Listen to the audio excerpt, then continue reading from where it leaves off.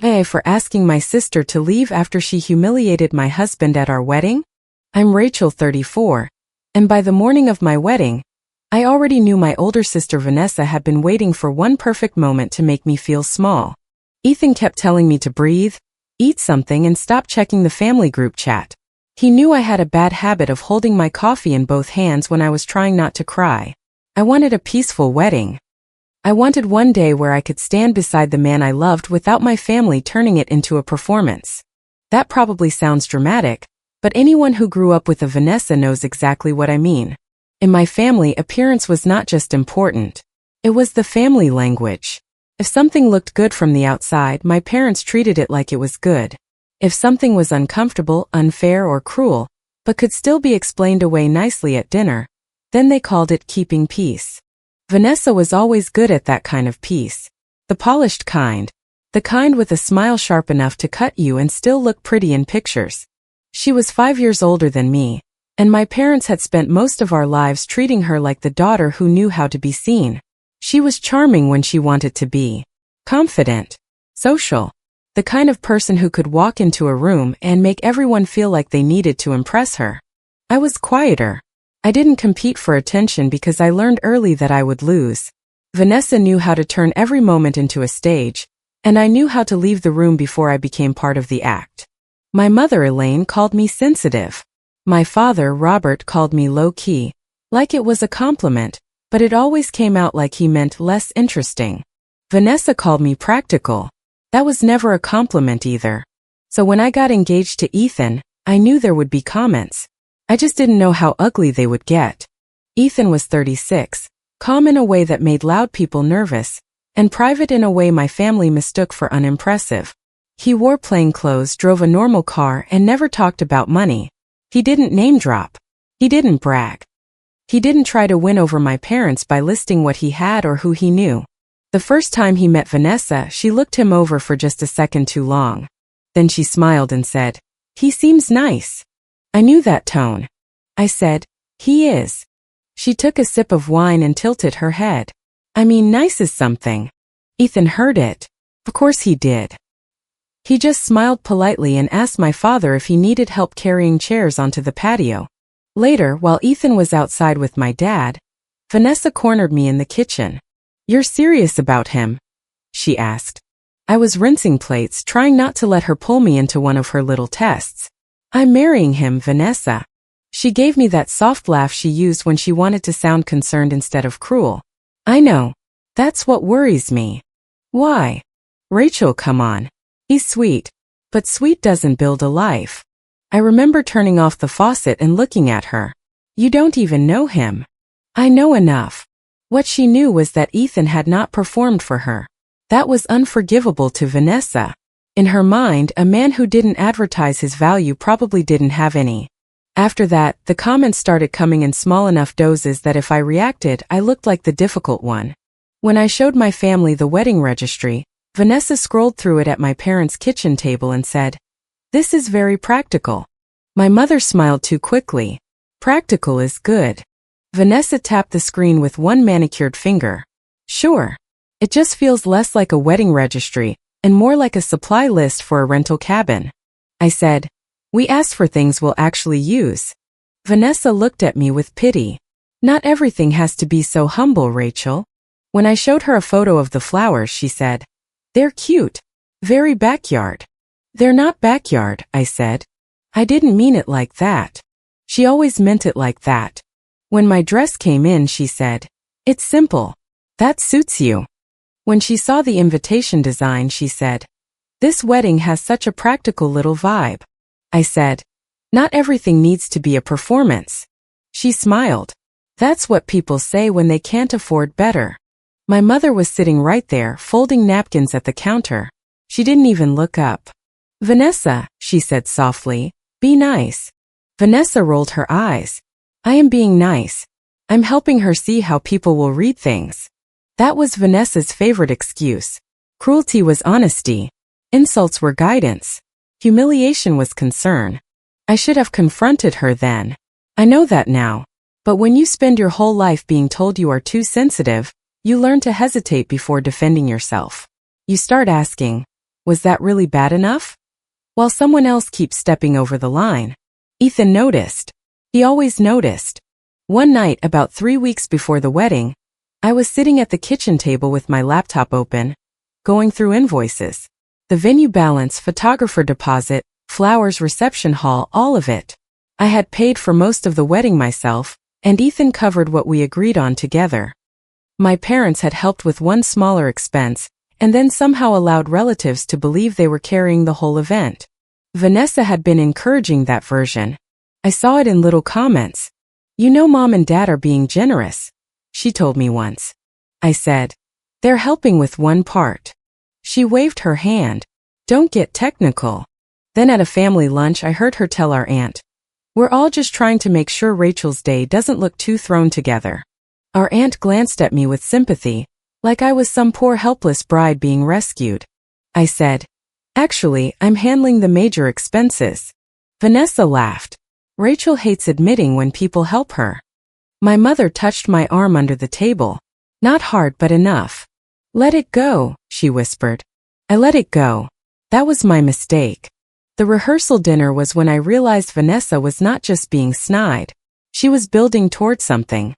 It was supposed to be small. Family wedding party, a few close friends. Nothing formal. We ate in a private room with soft lighting, too many bread baskets, and that nervous energy people get the night before a wedding when everyone is pretending not to watch the bride. Ethan was relaxed. He sat beside me, his hand warm on my knee under the table. Every time he saw me scanning the room, he leaned closer and murmured, "You're okay." Vanessa stood up halfway through dinner with a champagne glass in her hand. My stomach dropped. My mother whispered, "Oh, how sweet." I knew it wasn't sweet. Vanessa tapped her glass lightly. I know speeches are tomorrow, but as the older sister, I feel like I should say something tonight. There were polite sounds around the table. Ethan squeezed my knee once. Vanessa smiled at me.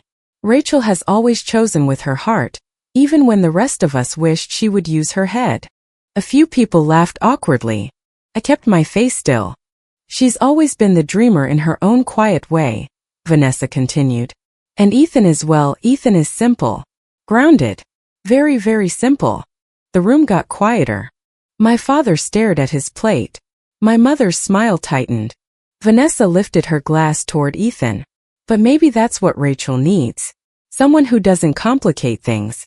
Someone who reminds her that life doesn't always have to be impressive to be meaningful. It sounded almost kind if you didn't know her. I knew her. Ethan nodded politely. Thank you, Vanessa. That seemed to irritate her more than if he had snapped. After dinner, I went to the restroom to breathe. Mia, my bridesmaid and closest friend, followed me in. The bathroom was quiet except for the hum of the lights and the muffled sound of people laughing outside. I stood at the mirror pretending to fix lipstick I hadn't smudged.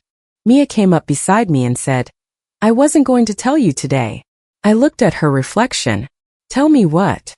She pressed her lips together. You need to know what she's saying before she says it louder. My hands went cold. Mia. She lowered her voice. Vanessa has been calling Ethan a charity case. I laughed once because for a second my body didn't know what else to do. What? She said you were settling because you didn't think you could do better. She said your wedding looked like your family had to rescue you from embarrassment. I stared at myself in the mirror. Mia looked guilty, like she had hurt me by telling the truth. She also said Ethan's relatives looked like they were going to make the reception feel cheap. I remember the lipstick tissue in my hand. I remember twisting it until it tore. She said that. Mia nodded. And when I told her to stop, she said she was just saying what everyone was too polite to say. That sentence became important later. I didn't storm out. I didn't scream. I washed my hands, dried them slowly, and walked back into the room. Ethan saw my face and knew. On the drive home, I told him what Mia had said. He didn't look surprised. That hurt more than I expected. You knew she was saying things? I asked. I knew she didn't respect you, he said. Me. He glanced at me, then back at the road. Rachel, when she insults me, she's aiming at you. I hated that he was right. The next morning, my wedding morning started with coffee, matching button-down shirts in the bridal room, makeup brushes spread across a long counter, And my mother fussing with my necklace like she could polish away tension. Please, she said quietly, fastening the clasp. Whatever happens today, don't let your sister upset you. I looked at her in the mirror. Why are you saying that like upsetting me is something that just happens around her? Like weather. My mother sighed. Vanessa is emotional. Vanessa is mean. Rachel. What? She lowered her voice. Your sister went too far last night, but this is still family. I turned around. Why does family always mean I swallow it? Her face changed. Not anger exactly. Discomfort. Before she could answer, my phone buzzed. It was an email from Caroline, the wedding planner. Subject: seating chart confirmation needed. I opened it and saw a forwarded email chain with screenshots attached. Vanessa had emailed Caroline pretending to be a family contact helping with last-minute corrections. She had requested that Ethan's relatives be moved away from the main family tables and placed near the back, close to the service entrance. My chest went tight. Caroline's message said, I'm sorry to bother you today, but I need confirmation. Did you authorize Vanessa to revise the seating plan? I typed back with hands steadier than I felt. No. Do not accept changes from anyone except me or Ethan. Please keep the original seating chart. Also keep a record of all attempted changes. Caroline replied within minutes. Understood. I have a full change log. A full change log. That phrase sat in my mind like a door unlocking. 10 minutes later, the family group chat lit up. Vanessa. If Ethan's people sit too close, everyone will see how cheap this whole thing really is. Then nothing. Then, Elaine. Wrong chat. Then Vanessa deleted her message. Too late. I had already screenshotted it. Vanessa. Ignore that. I'm stressed. I stared at my phone. Then I typed. I saw it. My mother's phone rang almost immediately. She looked down, then away. Mine rang next. Mom. I answered. Rachel, she said quickly, don't make this bigger than it has to be. I didn't type it, Mom. I know, but your sister is under pressure. I'm the one getting married. She shouldn't have said that. No, she shouldn't have thought it. My mother exhaled like I was the exhausting part. Please, she said. Just get through today. That was always the request. Get through dinner. Get through holidays. Get through the visit. Get through Vanessa.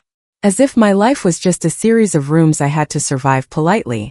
I hung up without promising anything. Then Ethan came into the bridal suite doorway. He wasn't supposed to see me fully dressed yet, so Mia immediately shouted, Nope. Out. He raised both hands and stayed in the doorway with his eyes politely on the floor. I'm not looking. I swear. Despite everything, I almost laughed. What is it? I asked. He held up his phone. I need to show you something before the ceremony. Mia looked at me. I nodded, and she stepped out with the others for a minute. Ethan came in carefully, still not looking directly at me. He sat on the edge of a chair facing the wall and handed me his phone. There was a message thread with Vanessa. My stomach sank before I even read the first line.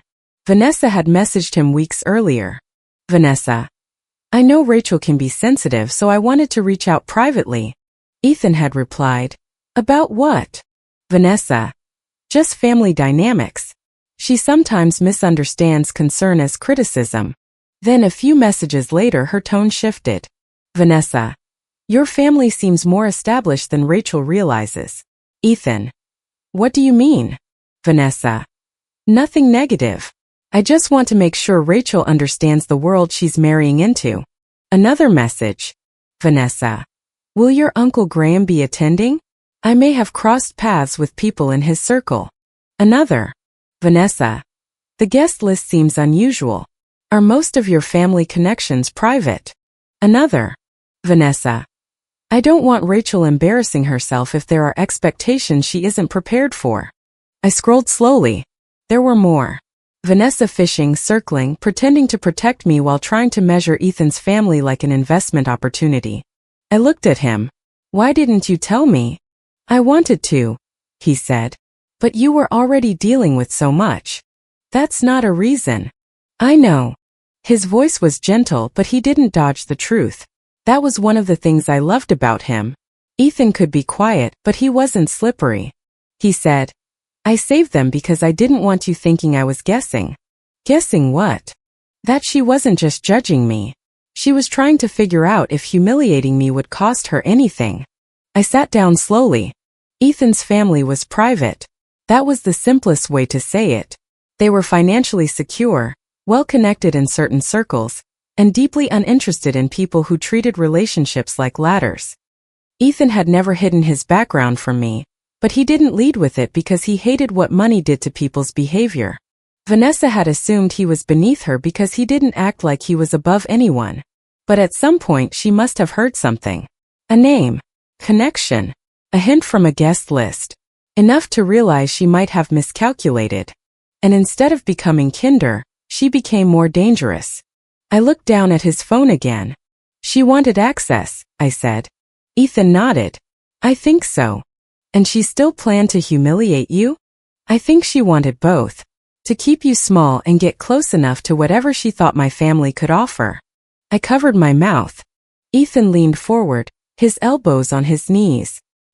His wedding band was still in its little box on the table beside him. Simple, plain, exactly what he wanted. "Rachel," he said, "I didn't hide anything to test your family. But I won't lie.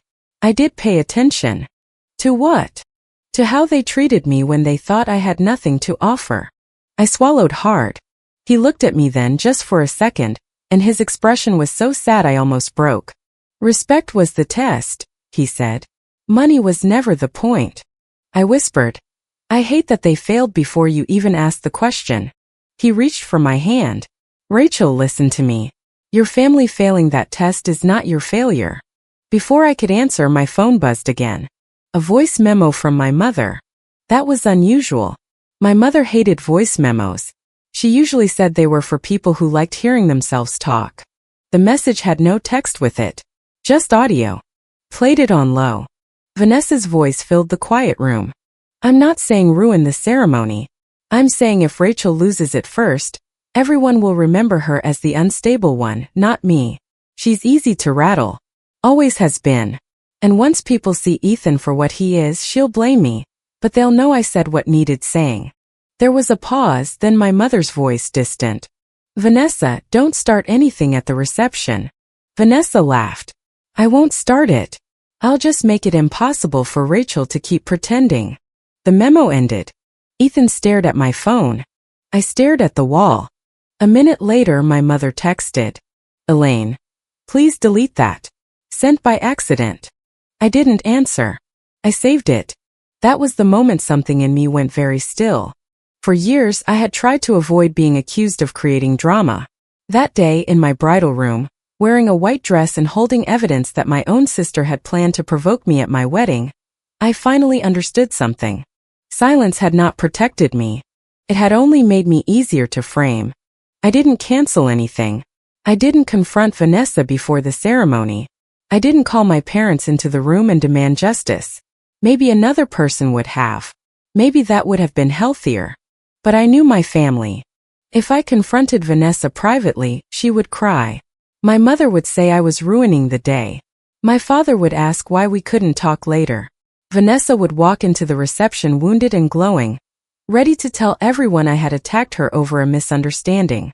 So I chose a different strategy. I called Caroline. She answered immediately. "Rachel. Only Ethan and I can approve seating, payment questions, schedule changes, or microphone access," I said. "Already noted. If Vanessa asks for the microphone outside the schedule, find me first." Caroline paused. "Understood." "And Caroline?" "Yes. Please keep your changelog accessible." Her voice softened. "I have everything." After that, I opened my laptop and downloaded the invoices. Venue balance. Reception hall. Photographer deposit. Flowers. My name as primary contact on the venue contract. My card on the major payments. I wasn't planning to give a financial presentation at my wedding, but if Vanessa tried to sell the story that my parents had rescued me from a cheap disaster, I wanted the truth in reach. Mia came back in while I was saving screenshots to a folder. She looked at my face and said, "What happened?" I told her. She didn't gasp. She didn't say some dramatic movie line. She just sat beside me and said, "Okay, what do you need?" That almost made me cry more than anything else. "I need you to keep me from reacting too soon," I said. Mia nodded. "Done." The ceremony itself was beautiful in a way I'm still grateful for. Vanessa behaved. That was almost worse because I could feel the performance in it. She smiled in pictures like she had not spent the week sharpening a knife. She adjusted my train once, and the photographer captured it like a sweet sister moment. Ethan stood at the altar with that steady expression that had carried me through more than he knew. When I reached him, he whispered, "Hi." That one word grounded me. "Hi," I whispered back. For 20 minutes I forgot Vanessa. I meant my vows. Ethan meant his. Our friends cried. His Uncle Graham, a quiet man with kind eyes and a serious face, dabbed the corner of his eye with a folded handkerchief. When the officiant pronounced us married, Ethan kissed me like the room had disappeared. For a little while it felt like maybe that would be enough. During cocktail hour I saw Vanessa working the room. She did it naturally, gliding between small groups with a glass in her hand, laughing softly, touching people's arms like she was already close to them. She made her way toward Ethan's relatives with the confidence of someone approaching a table she expected to own. I was across the room speaking with Mia when I saw Vanessa stop beside Graham. I couldn't hear everything at first, but I saw her smile. Then I moved closer. Vanessa was saying, "Ethan is sweet. Rachel has always needed someone steady. She gets overwhelmed easily." Graham looked at her without smiling. Vanessa continued, "I think she'll benefit from his simplicity. Our family is a little more used to certain standards." Graham took a sip of water. "That's an interesting thing to say at her wedding." Vanessa laughed lightly, but I saw her fingers tighten around her glass. "Oh, I adore Rachel," she said. "I'm just realistic." Graham looked past her at Ethan, then at me. He gave me the smallest nod. Not approval. Not pity. Recognition. The reception entrance had a large seating chart printed on foam board, exactly where Caroline had placed it. Ethan's relatives were at the family tables where they belonged. Vanessa noticed. I saw her stop in front of it, stare, and then look around for Caroline. Caroline, professional to her bones, walked past her without slowing. Dinner started. Toasts were scheduled after salads and before the main course. My father was supposed to speak first, then Mia, then Ethan's uncle if he felt up to it. Vanessa was not on the speech list. That was not an accident. For half an hour things were almost normal. People clinked glasses. Someone's toddler dropped a roll. Ethan leaned over and asked if I had eaten enough, and I said, "You are very committed to feeding me today." He smiled. I made a vow. Then came the microphone screech. It cut through the room like a warning. Everyone turned. Vanessa was standing near the DJ table with the microphone in her hand.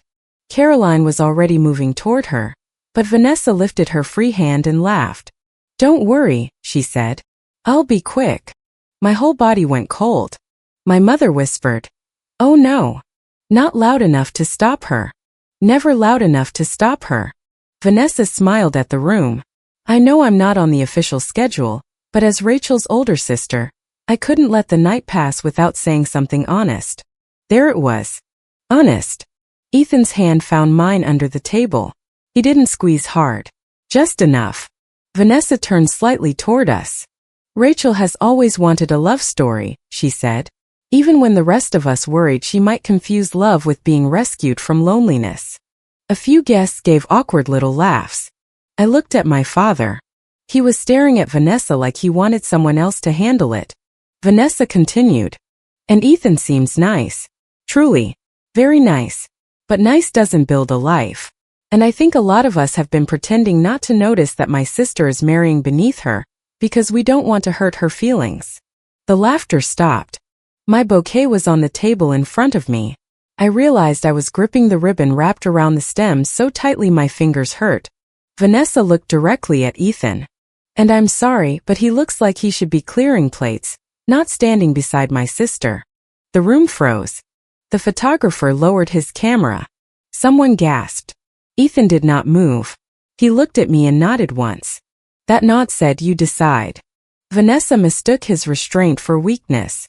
I'm just saying what everyone is too polite to say, she added, her voice brighter now, almost triumphant. Don't tell me you're all pretending this isn't embarrassing. I stood. My mother hissed, Rachel, don't make a scene. I looked at her. She made it public. Then I walked toward Vanessa. Every step felt quiet, even though the room was full of people. Caroline had reached the edge of the dance floor, but she stopped when she saw me coming. Vanessa smiled like she had won. I reached for the microphone. For 1 second she held it tighter. I said, softly enough that only she could hear, "Give it to me." She did. I turned to the room. My hand was steady. I was going to let today be peaceful, I said. I really was. But since Vanessa brought shame into my wedding, we might as well be honest about where it came from. My mother stood. Rachel. I didn't look away from the guests. She made it public. I'm just making it honest. The room went completely silent. I turned slightly toward Vanessa. You didn't embarrass me, Vanessa. You introduced yourself. Her face changed. I kept going. For anyone confused, Vanessa was not scheduled to speak tonight. She knew that. She also knew why. Vanessa scoffed. Are you serious? Yes, I said. For once I am very serious. I looked toward Caroline. Caroline, did Vanessa attempt to change the seating chart without my permission? Caroline did not hesitate. Yes. A murmur moved through the room. Vanessa snapped. That is not what happened. Caroline's expression stayed professional. You emailed me claiming to be a family contact authorized to make corrections. I have the email and changelog. I looked back at Vanessa. Those corrections moved Ethan's relatives away from the family tables and near the service entrance. Graham's face hardened. Vanessa's mouth opened, then closed. I continued.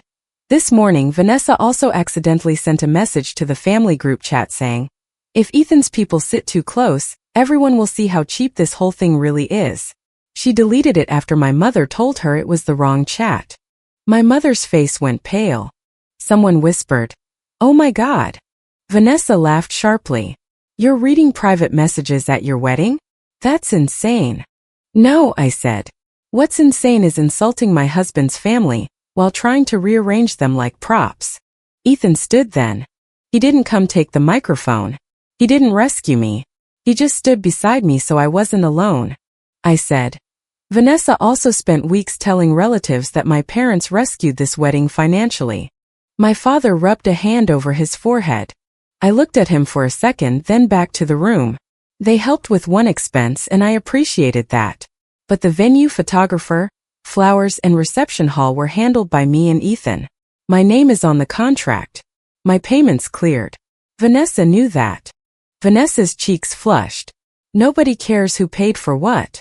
You did, I said. You cared enough to lie. She took a step toward me. You are humiliating yourself. The mistake, I said, was letting you think silence meant permission. Ethan held up his phone then, not dramatically, just enough for the people nearest us to see. He said, Vanessa also messaged me privately before the wedding. Vanessa's eyes widened. That was the first moment she looked scared. Ethan's voice stayed calm. She told me Rachel was sensitive and easily influenced. Then she asked about my family, my uncle, our guest list, and whether certain people would be here tonight. Vanessa snapped. I was trying to protect Rachel. Ethan looked at her. No. You were trying to find out if disrespecting me would cost you access to people you wanted to impress. The silence after that was different. It was not shock anymore. It was judgment. Ethan continued. I never needed your approval. I only needed to know whether Rachel's family could respect her when they thought I had nothing. Vanessa looked around the room, searching for rescue. My mother stepped forward. Enough. Please. This is still family. I turned to her. Then why didn't you stop her? Elaine's eyes filled with tears. I tried. No, I said. You warned me not to react. That's not the same thing. My father finally spoke. Can't we talk about this after the wedding? I looked at him and something old inside me loosened. You had years to talk about it, I said. She chose today. Vanessa's voice cracked, but not from remorse. From fury. You think you're better than me now because you married into his family? I almost laughed, but not because it was funny. No, I said. I think I'm done letting you punish me for being happy. Graham stood slowly. He wasn't loud. He didn't need to be. I think we've heard enough, he said. Vanessa turned toward him, and I watched the calculation hit her face. The man she had tried to impress had heard every word. Not just the insult. The motive behind it. She looked back at me. You planned this. No, I said. You planned this. I prepared for it.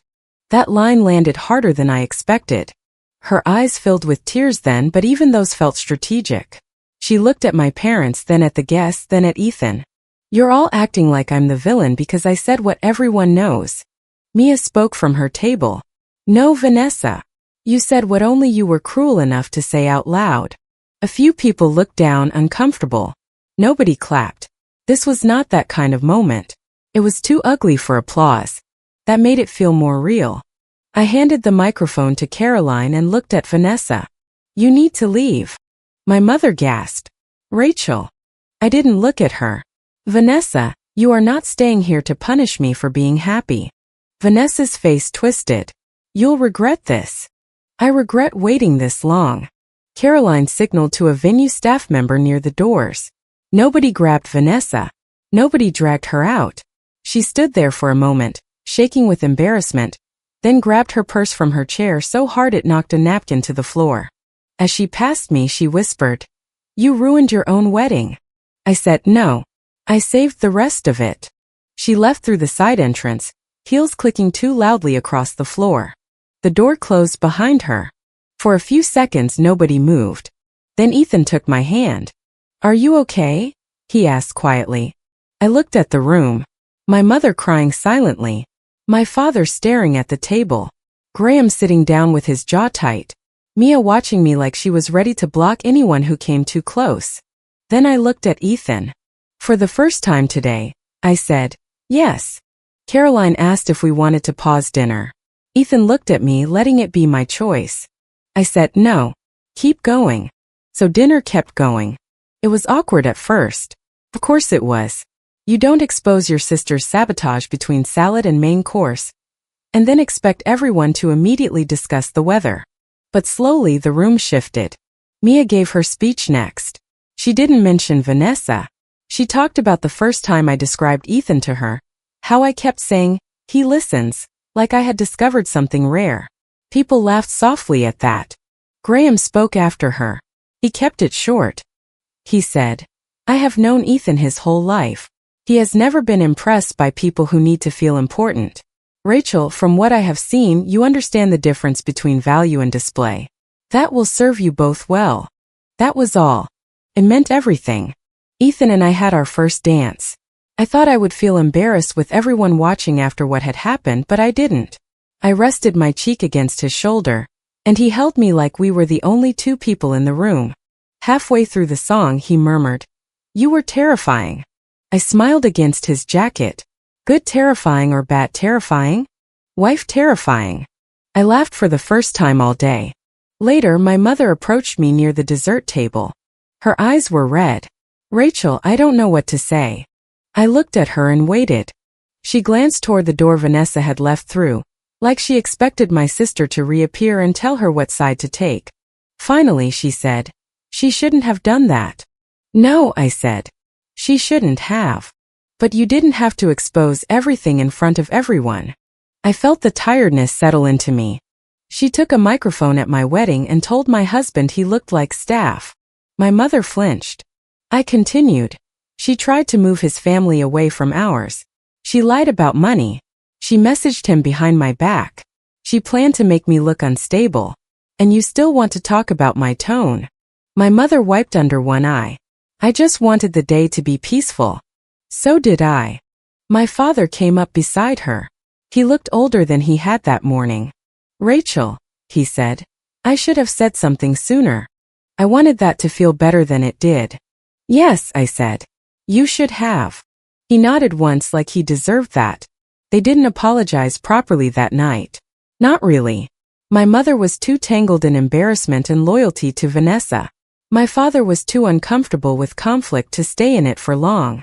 But they did not ask me to bring Vanessa back. That was something. The rest of the reception was smaller than I expected emotionally, but better. Friends danced harder than necessary. Mia intercepted 2 relatives who wanted to check on me, but were clearly fishing for details. Ethan stayed close but never hovered. At the end of the night, when the venue staff was clearing glasses and the flowers looked tired, I stood near the sweetheart table and looked at the room. It wasn't perfect, but it was honest. The next morning my phone looked like it had survived a natural disaster. Missed calls from Vanessa. Texts from my mother. One from my father. A long message from an aunt saying weddings were emotional and sisters fought, and someday I would wish I had chosen grace.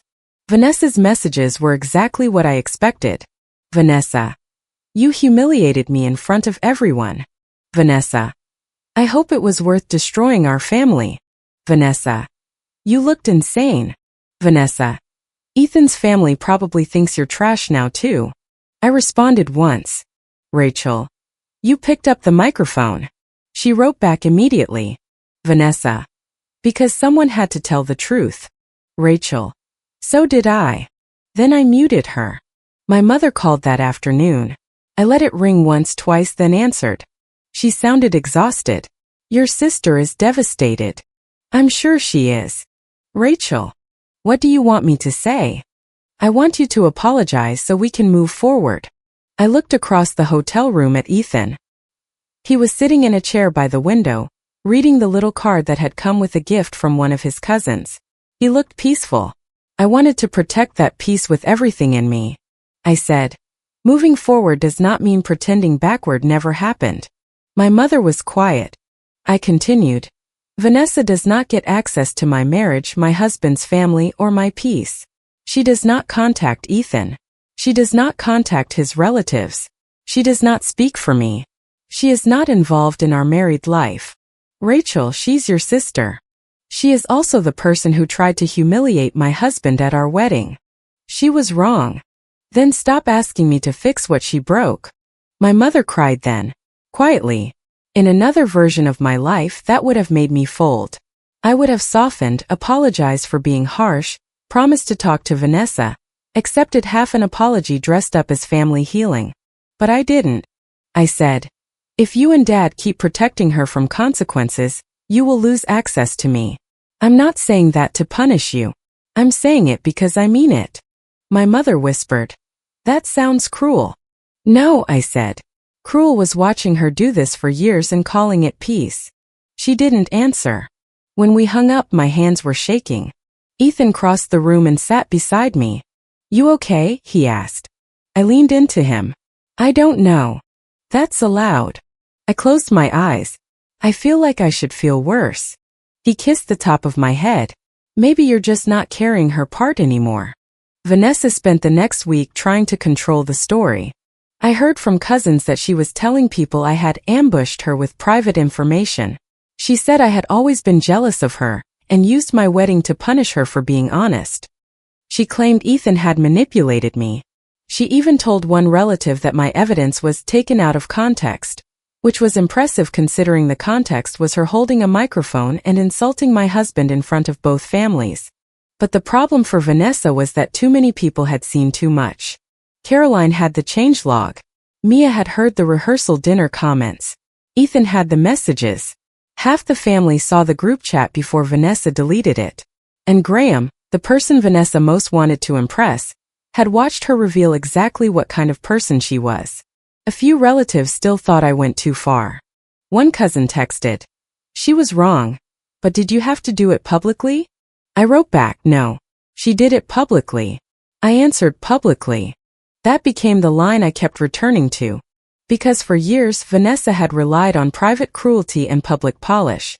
She could slice me open in the kitchen, then smile at the dinner table and let everyone think I was bleeding for no reason. At my wedding she made one mistake. She chose a stage where I could finally turn on the lights. My parents are still in an uncomfortable place with me. They have not cut Vanessa off and I didn't ask them to. That is their relationship to manage. But they know the rules now. No surprise visits with Vanessa. No pressure to reconcile without accountability. No passing messages from her to me. No giving her information about Ethan's family. No pretending that family peace means Rachel absorbs the damage. My father has done better than my mother. He called me a few days after the wedding and said, "I should have protected you from that pattern earlier." It was not a perfect apology, but it was the first time he called it a pattern. My mother still says things like, "I hope someday you girls can talk." I tell her the same thing every time. Someday starts with Vanessa telling the truth. So far, someday has not come. And honestly, I'm not waiting by the door. Ethan and I kept our wedding photos. Even the ones from before everything exploded. There is one picture of Vanessa adjusting my train before the ceremony, smiling like a loving sister. I used to hate that photo because it felt fake. Now I keep it because it reminds me what I survived. My favorite photo came later. It was taken during our first dance, after Vanessa had left. My eyes are a little red, and Ethan's tie is slightly crooked. The flowers behind us are not perfectly arranged anymore. In the background, Mia is laughing at something, and Graham is sitting with his hands folded, watching us with a small smile. It is not the most polished photo. It is the most honest one. Vanessa still tells people I ruined my own wedding by humiliating her. I remember it differently. I remember marrying the man I loved. I remember my husband standing beside me without needing to rescue me. I remember my sister finally meeting the version of me she couldn't bully anymore. And I remember the exact moment I realized peace is not the same thing as silence. If you liked it, don't forget to leave a comment and support the channel by subscribing. See you in the upcoming stories.